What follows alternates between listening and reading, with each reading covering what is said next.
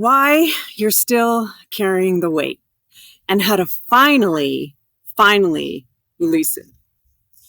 Losing the weight, getting more energy, and finally feeling like yourself again, it's not as hard as you think. But here's the truth most won't tell you. It's not your body that's the problem. It's your beliefs, your BS, your belief system. I've helped hundreds of women, from CEOs to everyday high achievers, who felt like they tried everything, but were still stuck. Women like Nadine, who dropped 65 pounds of physical weight only after we dropped the 20 years of emotional weight she didn't even realize she was carrying. And I've helped men like Pino, who felt exhausted, inflamed, and frustrated with himself until we cleared the subconscious blocks that were running his show. So today, I'm going to share 3 of the biggest mind shifts that you must make to release the real weight holding you back. And then you can feel energized, powerful, aligned, and like yourself again. No diet, no 75 hard, no shame, just real talk and radical awareness. So the mind shift number 1 is thinking small. That equals staying stuck. You've been taught to aim for just 10 pounds, or just feeling better in your jeans, or just have more energy to get through the day. But here's the problem.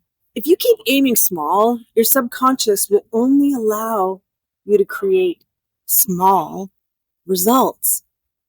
When I ask clients what they actually want, they'll whisper, I want to feel sexy again. I want to love my body. I want to wake up excited for my freaking life. And then they say, I'll settle for losing 5 or 10 pounds. That's aiming so low. And aiming low keeps you looping in frustration because you're not telling your body or your brain that you're safe to want more. So mind shift this. Start saying it out loud. Write it down. Claim a goal that scares you a little, because that's where the real shift happens. Nadine used to tell herself, I'll be happy at 160. But now she's living in a body she loves at about 145, because she started owning that she deserved vibrancy. She deserved better, not just surviving. Mind shift number 2, focusing on what you're supposed to do instead of what your body's actually asking for. Most women come to me completely disconnected from their internal GPS, their internal guidance system. They're doing keto, tracking macros, guzzling green juices, doing all the crazy workouts, but their body isn't responding. Why? Why is that?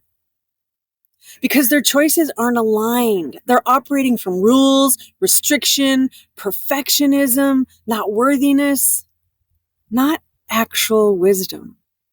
Pino was working out 5 times a week. He started eating clean, but he was gaining weight and waking up exhausted. Once we looked under the hood, we found the belief. If I slow down, I'll lose control. If I rest, I'm not worthy and I feel guilty. But that wasn't a food issue. It was a safety issue. We had to rewrite his identity as a doer, the pusher, the fixer. And once he realized and released that pressure, his nervous system calmed, his digestion reset, and the weight came off without having to grind and hustle and restrict. So stop treating your body like a machine and start treating it like the messenger. What's your fatigue trying to say? What's your weight actually protecting you from? Mind shift number 3, or mind shit number 3, thinking you have to earn your transformation. This one's super sneaky, and it's the belief that you have to prove yourself worthy to change. You think, I'll invest in myself after I lose 10 pounds. I'll rest after I clean up my eating.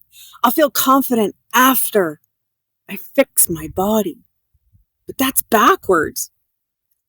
The confidence actually comes when you decide you're worthy now, not when you're smaller, not when your habits are perfect, not when your calendar is clear. You don't need more hustle. You need more choosing, healing. I had a client who kept saying, I don't know what to do. I just don't do it. I know what to do. I just don't do it. What we uncovered was a lifetime of self-punishment, perfectionism, and shame. She didn't need another damn plan. She needed a safe place to rewrite her story, to rewrite her identity. The first step isn't another challenge. It's letting go of the belief that you have to struggle to change. When we do the deep subconscious work, everything else becomes easier because you're no longer fighting yourself. So, those are just some of the 3 most common mind shits I find.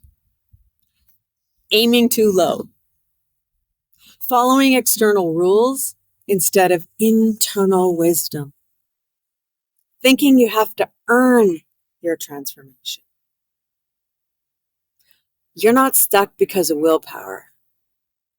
You're stuck because old identity patterns and beliefs and BS and subconscious wiring and programming that are finally ready to be cleared. And when you release those, the real weight, the emotional, the energetic, the BS belief-based weight lifts. And your body finally gets the message. It's safe to let go now. So if this landed for you, share it with someone who's tired of the toxic weight loss hamster wheel. And if you're ready to drop the weight, physically, emotionally, and spiritually, I'd love to guide you through your own mind shit to powerful mind shift journey. Click the link below somewhere around this video to get started and book a call, just a free insight call with me. This isn't about working harder. This is about remembering who you were before the mind shit took over. And finally becoming who you want to be. Are you ready?